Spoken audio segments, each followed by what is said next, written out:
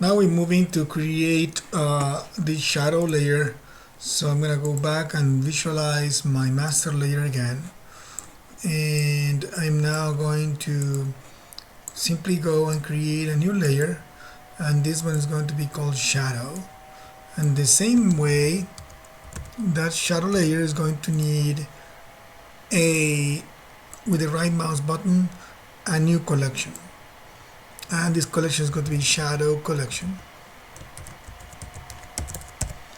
And inside of that shadow collection, I am going to add the parts that require, of course, to be part of the shadow. That means I need to have my character, I need to have the ground plane, not the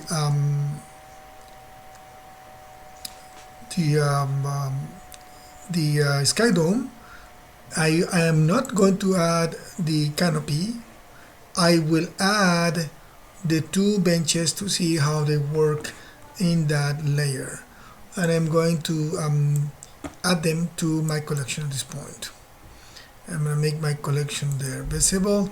I'm going to make a quick test render of that, so just to see how that looks.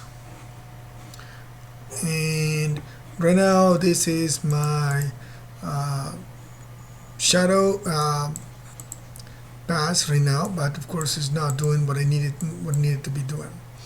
So we will need to, in order to change this, we will need to modify the way it works, and we're going to create an override. So I'm going to right click over the collection, and I'm going to create a shader override that creates another node here, and this allows me to connect to the override. I'm going to look for the shader override node here and create a node, which will be of course under Arnold, shaders, surface, and I'm going to be looking here for the shadow mate. If you're working with Arnold version 4, which I believe we are not going to, but in case it will be called the shadow catcher. In this case, it's the shadow mat. I'm sorry, not shadow mate, but shadow mat. So here it is. I'm just click on it, and that got connected. And now I'm going to visualize my rendering on that, and it has rendered there again. And I'm just gonna click on it, and I see that the shadow has been rendered. Of course, it's completely black, and that shadow mat, of course, is providing information for self-shadowing and shadowing on the ground. I also see that the bench is receiving shadow here, and the bench is receiving some shadow here. I want the bench to be receiving shadow, but I don't want the bench to be casting shadow, because those benches already, the real benches already cast shadow in the scene. So if I look at this scene here, I see those benches already there casting shadow, and I don't want them to be casting shadow. So I'm going to go back to my scene here, and I will probably remove the benches, or the bench from at least this far one on the left, from that. I'm gonna just save this image just so that I can keep it just for reference. And I'm going to go and select this bench, which is the cube number 2, and I'm gonna go under that collection, and the cube number 2, I'm going to remove it from it. And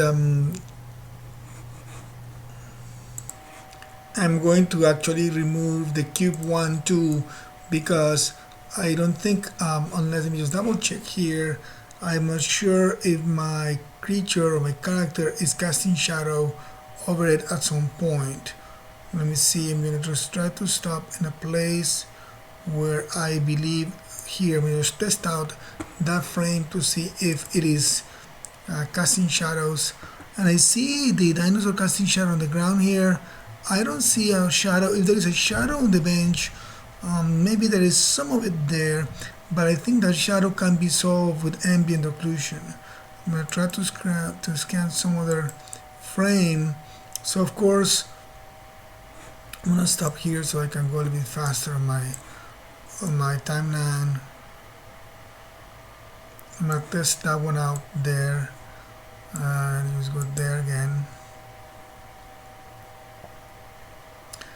And it's hard to tell that there's a shadow on the ground but no shadow on the bench itself. So yes, I think I'm going to remove it. It's not going to be enough for me to have it there. So I'm going to just, again, when you remove something, you have to call the window and call it again, just to make sure that it is being disappeared.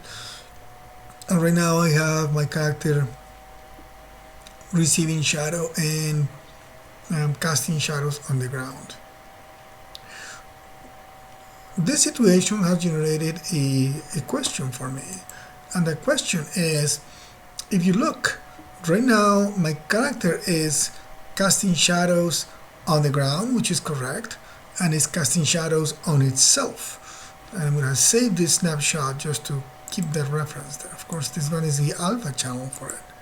So if I go back and I look at my color layer, I'm going to look at my layers, my render settings one more time, and I will look back on my color, and I'm going to activate the color layer, and I'm going to just to render it. Of course, that is the alpha, but here's the color. I see that my character is receiving shadow on itself, and that shadow on itself is not it should not be selected here, so, or shown in the color, because the shadow is being rendered separately. So I'm going to actually have to go and modify the way the light is producing shadows in this layer.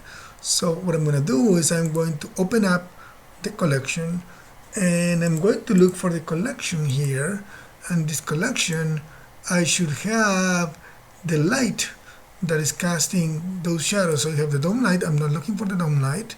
I'm looking for the directional light.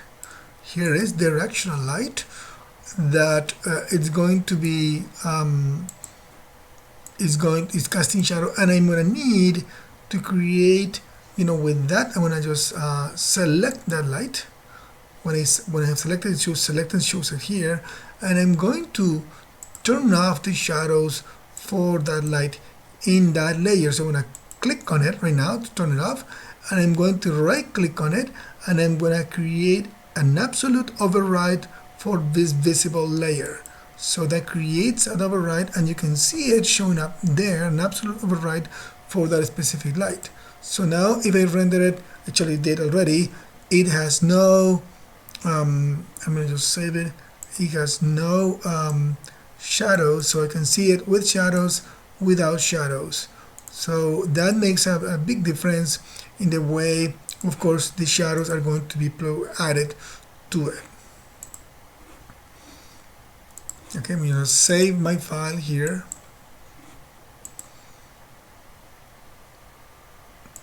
Next, we're going to create the additional shadow that is needed for this scene, which is the canopy. The canopy has to be considered as part of the shadow layer. So under the shadow layer, I am going to create a new collection. So you can create multiple collections within the same shadow. So within the same layers, I'm going to create another collection. This one I'm going to call it shadow_canopy. That way I don't get confused by, I think canopy is the way it's spelled there. And then that way I don't get confused with it. I'm going to go back and turn on my master layer so that I can see my assets. I'm going to go out of this camera so I can really go and look for that canopy. Give it a second, the computer is catching up, and let me make sure that I am working on the right layer. There is my canopy, and I'm going to just add that to this layer. Now I'm going to just turn it on here, and I'm going to go back onto my render view one more time. Actually, let me just activate it. Of course, it's rendering the wrong camera, so I'm going to just render through the camera shape 1.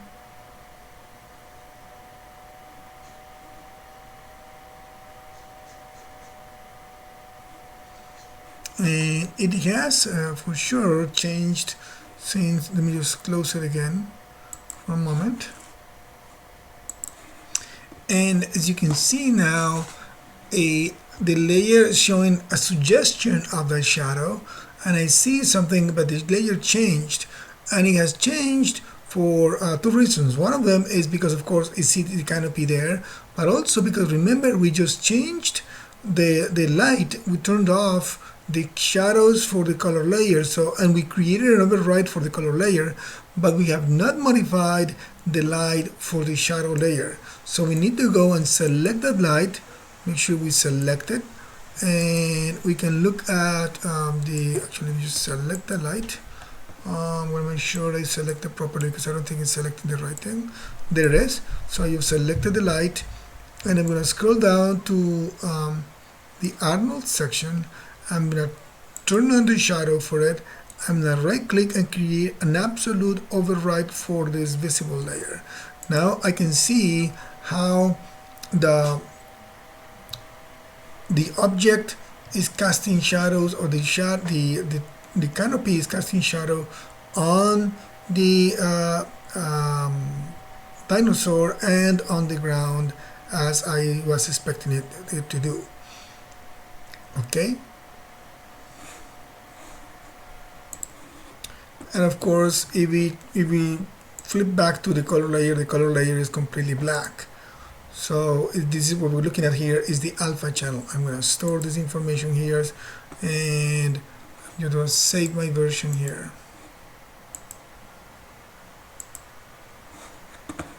Next, we're going to be creating the layer for the ambient occlusion.